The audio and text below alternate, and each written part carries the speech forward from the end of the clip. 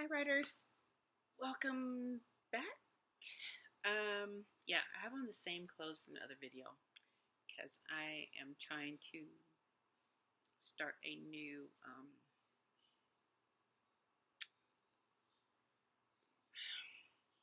I don't know what it's called, like a new way of doing the videos. I don't like editing. I'm not very good at it. Well, I'm getting better at it.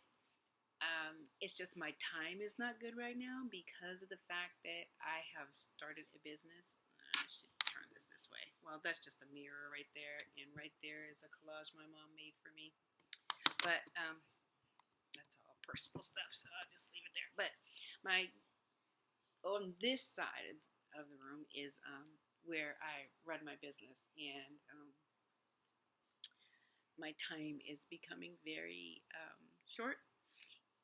And this is important to me, and I it was important to me. And then I read some comments that I got, some messages. People sent me a couple private messages, and one I got, I only have like two messages. I mean, like, you know,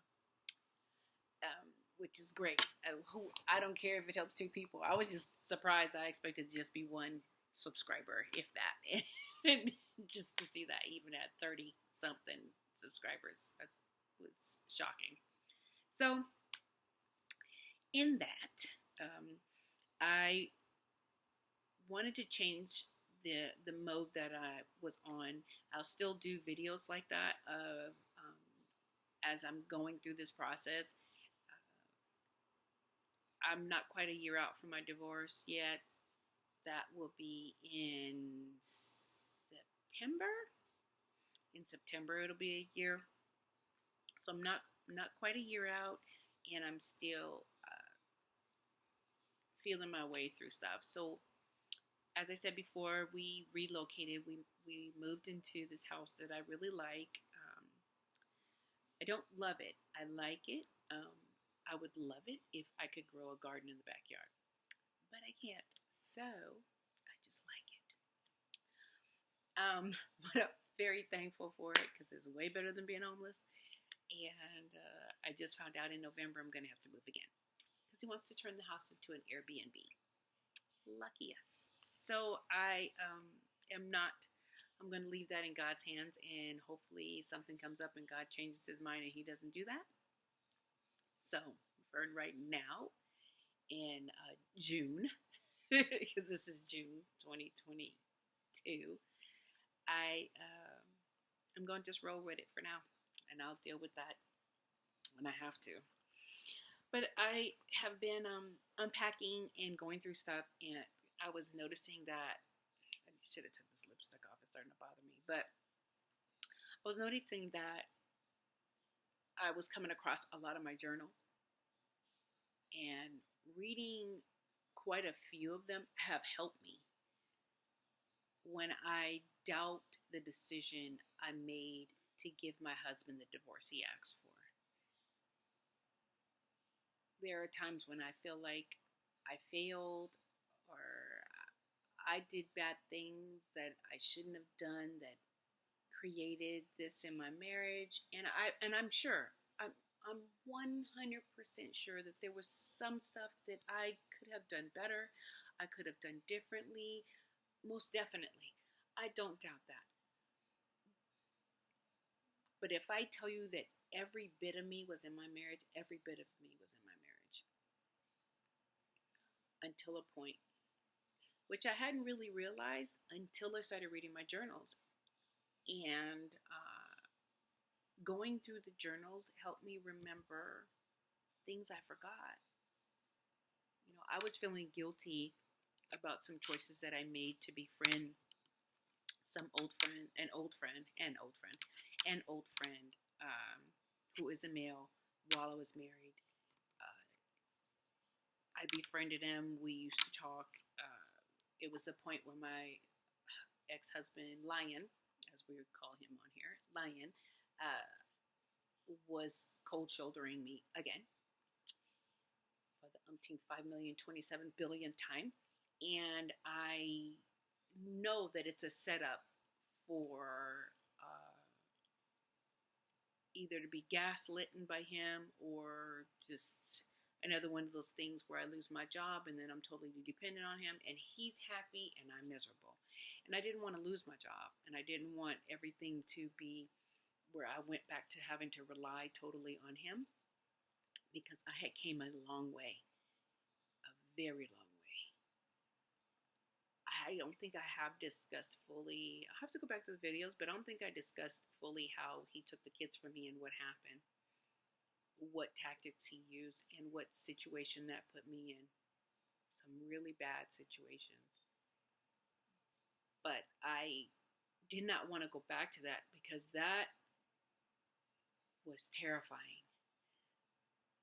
But it was eye-opening because I knew I was in a marriage that there was issues, but I believed God would make it okay.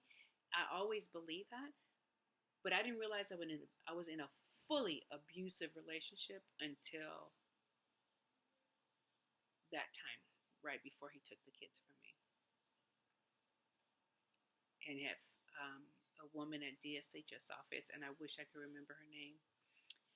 It's a white lady. She was really nice, tall, sweet, um, very kind and patient with me. But she could see I was not in a good place, and she changed my life. She changed the trajectory of my life, and she went the extra mile to help me, which is why I do what I do. Partly why I do what I do today. So the journals have helped me, and I would encourage you to journal. Even if you can only journal a few sentences, even if you can only put down a little bit, even if it's a video journal, even if it's you record something verbally, I would definitely say they've helped me because there were points through this journal I was like, I'll beg him to take me back. I'll just go home, go back to my husband. I can fix it, I can fix it. I gave up too soon. I have come to realize, no, I did not. I should have quit a long time ago. But it happened when it should have happened. And as much as I can look back and be like, goodness gracious, Ashley, like, the man is pretty much telling you he doesn't want you, but you keep on believing that it's going to be okay. That somewhere in my brain, I kept thinking, like, if he didn't want me, he wouldn't be having sex with me. He wouldn't be, we wouldn't be going to the movies together. We wouldn't be going, at him asking me to go for rides with him. Yeah, he would. He didn't have a freaking car. Yeah, he having sex with me. He doesn't have somebody else to have sex with that I know of, but I believe he did. But that's a whole nother story for another time because I found out lots of things. But no, it was in house, so he didn't have any place to go. He didn't have his own apartment. Like, just it's like you start to realize a lot. And I can laugh now because I've already cried about it, and I've already cried about it in the point where I felt like for a little bit there was some shame about it. Like, oh my gosh, Ashley, what were you thinking? Like, that man hated you for years. He did not love you at all. I really believe, to be honest, I think he stopped loving me after I had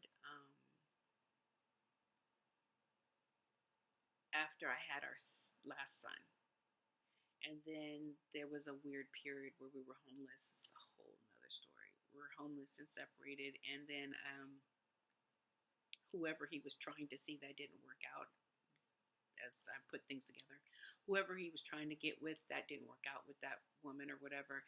And so he came back to me, which I didn't know. I just thought he was off.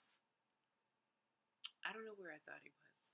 I thought he was being faithful and like I was, because I had all the kids, and he came back to me, and then we prayed for our daughter and had our daughter. But I think shortly after our last child was born, that somewhere in there that he actually stopped loving me. Now that girl is 19. 19 years. I lived with somebody who didn't love me for 19 years. Now I'm sure there were moments on and off, but love me, no. And that's one of the things he said as he left, is that he stopped loving me a long time ago. And I think that's kind of a punk move, because if you stop loving somebody, let them know, and then let them go on about their way. Let them go about their way. Because the hurt wasn't any different 19 years later than it would have been 19 years ago. It still would have been hurt. But 19 years ago, I could have done so many different things with my life. So many different things. I'm 51 now. I lost 26 years. When he stopped loving me was about 19 years ago. So I lost 19 years. And I don't want to say I'm okay with it, but I've adjusted and realized that, you know what, that's half of 100. That's half of my life. But that means I have to make the other half sweeter, and let all the gifts or whatever God had for me then that he couldn't give me, because that man was not receptive to those things. He wasn't willing. It was like, let's buy a house. Never bought a house. I once tried several times, but I took classes. I did everything. He didn't show up but for one class. Like, it was just so many signs, and I just wanted my kids to have their true parents, and I wanted my marriage to work, because I genuinely loved the man with everything in me. Loved him. So 2014, around 2014 was when he took the kids, and so I found one of my journals, and it really helped me the other day. It wasn't like I was fiending over him, but I was struggling with thoughts about how I went about things, and did I go about them to the best of my ability? How could I have done some things better? What would I have done if I had the knowledge, or I was in the place that I am now? Because the cool thing about where I'm at now is, like, every day something's changing in me and in my life, like, daily. I don't really have time to be fretting about not hanging out with friends, or because they don't come over, or not going to this club, or going. I don't have time for that. My life is on a trajectory that half the time I can hardly keep up with, and I like it. I like it because I really feel like God's trying to take me somewhere. Got a piece of lint on my lip, and it's bothering the crap out of me. God's trying to take me somewhere, and he's like, get it together. So I'm doing some stuff. I got a lot of stuff going on right now, and that's good. I'm good with that. So I'm gonna read what I found. I'm still unpacking my room, but now I've decided to stop.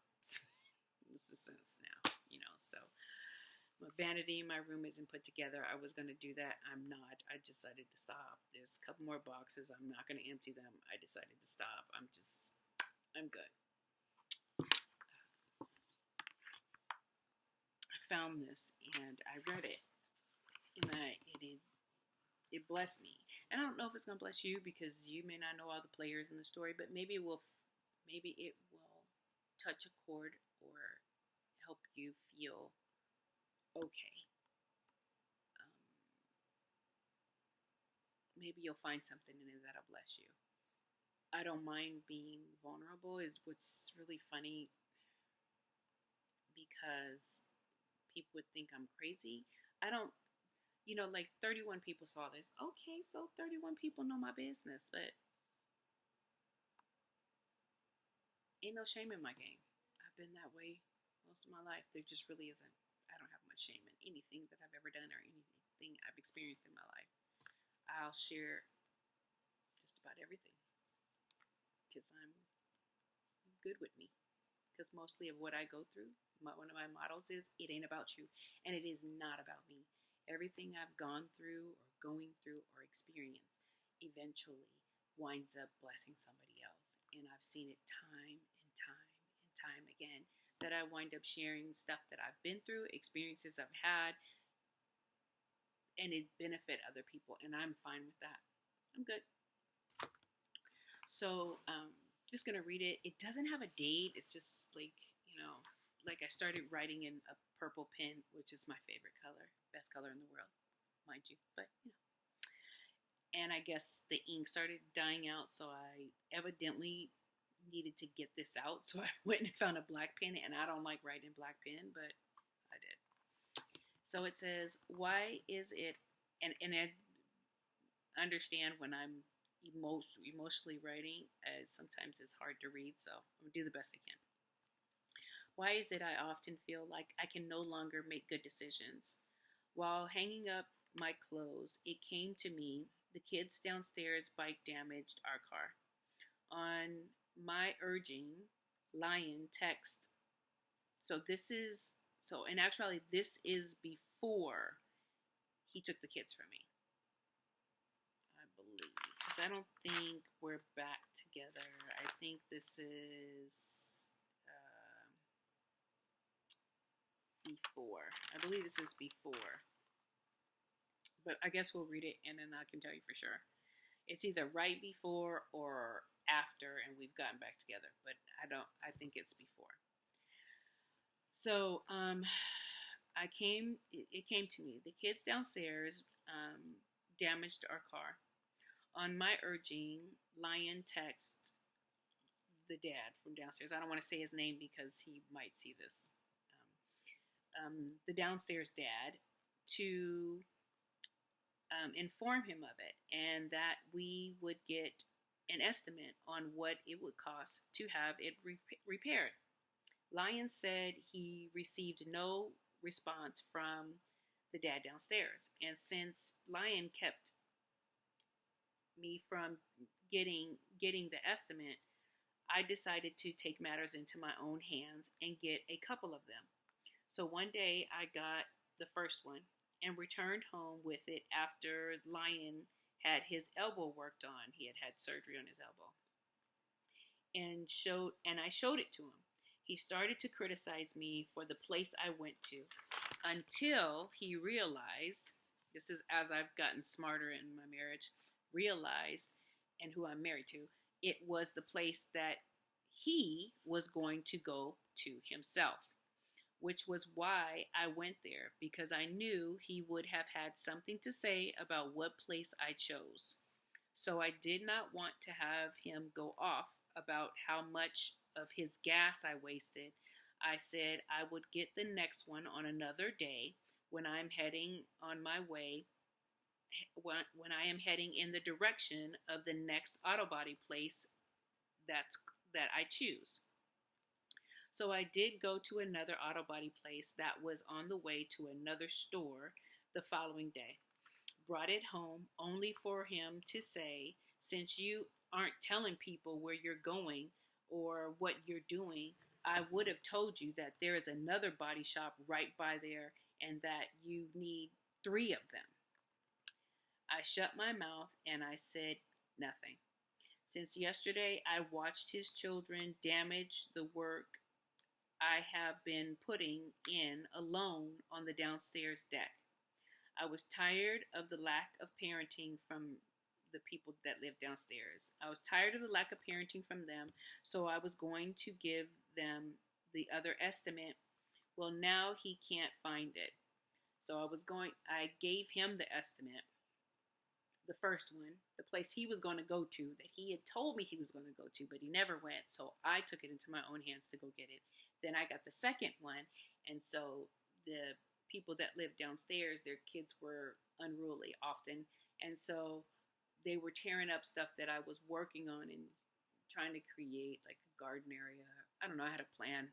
It might have been a stupid plan, but it was therapy for me, therapeutic. So they were tearing up the work that I had done downstairs, and it was frustrating me. But I wanted to get these estimates out before they damaged something else on the property, which we were going to be responsible for, because we knew the owners. They did too, but generally it wound up being that it was all on us when it was all over with. It was a crazy situation. Um, so let me go back. So I was going to give them the other estimate. Well, now I can't find it. Now he can't find it, which he probably knew exactly where it was. This was a mind game, and this is a tactic that they use. So, with all the crap I put up with from him and how he goes out of his way to always belittle me with his constant attention to what I don't do and how I am such a noticeable failure to him, what I have noticed after 18 years of loving someone constantly, who can constantly find the one piece of rice you left on the floor out of the thousand of pieces you did get, to undermine your feelings of success. I may have reached my limit. I am also noticing that he does this in everything I do. He'll call it devil's advocate. But what it is he has such a low self esteem that he wants everyone else to never get that feeling of pure pride or satisfaction in a job well done and feeling of accomplishment in anything you do. When I met Lion, I was a woman who was very confident in my abilities. What I have noticed over the years is that loving someone who daily, and I mean daily, picks out your every fault on anything you do. I was a woman who was proud of myself in many areas of my life. I find I no longer feel confident in anything. Anything. The stuff in my life that I truly felt I had the bulls by the horns and go for it in my life, I have lost that part of myself and found myself in a level of depression that I can't even explain. Locked up in this house, afraid to go left or right, terrified to cook, clean, wash, paint, discipline, speak, shoot, just be. Cause I can promise you, Lion is right around the corner, ready to pounce on it and pick out every fault with what I do. Every fault. My, I don't know, my something as I write this. Oh, my hand shakes as I write this because I am realizing that I have choices to make, and having a husband who has crippled your choice making abilities. I'm scared to make plans with a friend, schedule an event, plan a party, because he will come back later with some reason why I was wrong for doing anything without getting his approval. Even if I do ask him first, he's either so pissed, right, so something up so messed up in the head that he can no longer make choices, or what I think he just drags stuff out, so as I miss the opportunity. Yeah, choices that I think he just drags things out so that I will miss the opportunity or event, or an opportunity for money. And then he'll say that money is an issue and I can't go or be involved. He'll say stuff like, "You should have mentioned it to me sooner because I made plans." Never mind, I can cancel my stuff. It's not that important.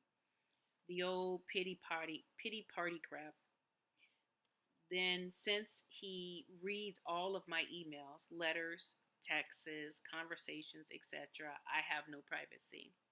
He has gone out so of his way. He has gone out of his way to cut me off from people.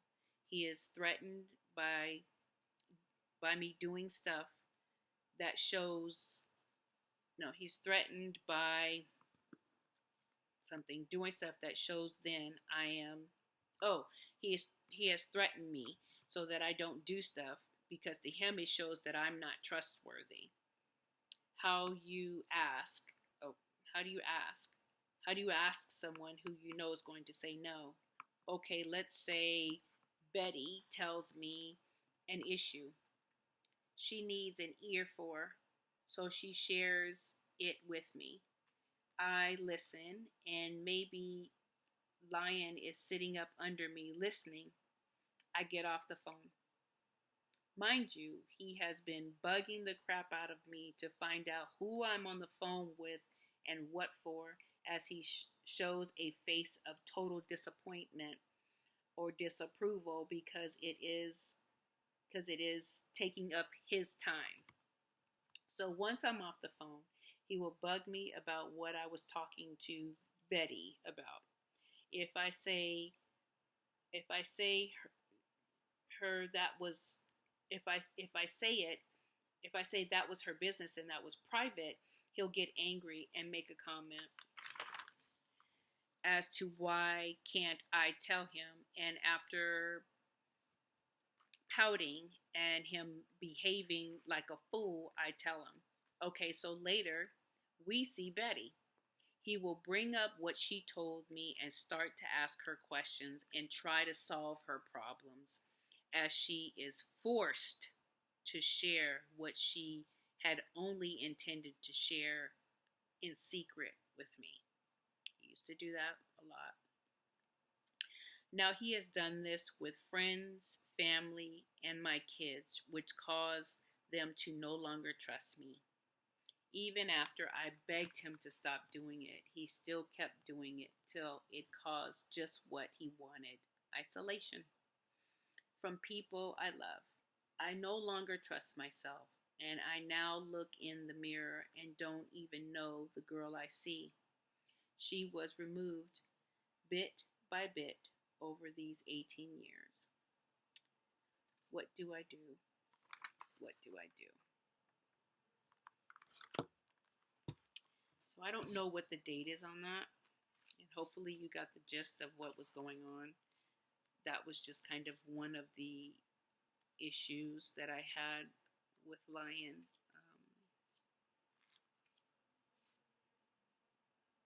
And there's like journal before that, and I'll read it at another time because this is already at 28 minutes, and I said I was gonna try and go not that long with them. But yeah, so that's one of my journals, a, a section for my journal. That was probably before, that is definitely before he tried to take the kids from me. That is definitely before we moved out of that house, which was one that I really loved dearly and wanted to purchase from the owner whom I dearly loved. He passed away since then, but that I lived that on. That was every day of my life. I couldn't talk on the phone. I couldn't talk to anybody. I intentionally stopped making friends because I didn't want to subject anyone to that, and I was thoroughly embarrassed. You know, even friends from church, I kept everything as separate as possible and made sure I did try not to talk too much about anything in the house because he used to record me or listen to me. You know, I think back and sometimes I'm like, how did you not go crazy? And I'm like, oh yeah, I did. And that's a story for another time. But that personality, that type of person, is a very dangerous person. My mom was married to a very dangerous person physically. This person was dangerous to me psychologically. And it was torture for years and years and years. And it is still something I have to repair, a lot of damaged relationships, especially with my children, even with family. I often isolated myself, and they wouldn't even know, really, for their own safety. It just wasn't always safe to connect with anyone just because I didn't want anyone to be hurt by anything he might say, or for me to be humiliated in front of anybody. So that's a little snippet of how I got to the place of divorce. That might not be your story. Yours might not be to that degree. Yours might be worse than mine. Yours might have been over a short period of time. I don't know. But I do want you to know that you're not by yourself, and that you can make it. You can get through it. But know that, first off, nobody gets through this life unscathed. And I don't care what people are telling you. I don't care what your friends say. I don't care what your family say. Everybody's got shit. I'm going to be honest with you. They can hide it and pretend like they don't, but we all do. We all go through something. But it's what we do with it. Does it make us better, or does it make us bitter? And that's a choice. And if you don't know how to let it make you better instead of bitter, seek the help that you need so that you don't go through this life bitter, because it ain't worth it.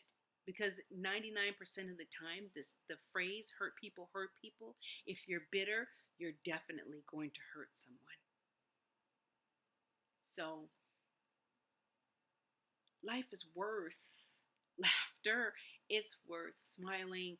It's worth enjoyment, because life can be so hard, so rough. We go through so much. There's so much you learn if you look at it as lessons, but understand you're going to go through something, and it's what you do with it. I made so many mistakes. Like, I couldn't possibly count them on my hands. I've made so many, but I've learned so much. I'm not perfect. Man, please. I'm so not perfect. I have so many quirks. I do stuff butt backwards. But you know what? I love me. I love me again. And I'm learning me. And I'm adjusting to this me. And I realized that what he said about me was a lie.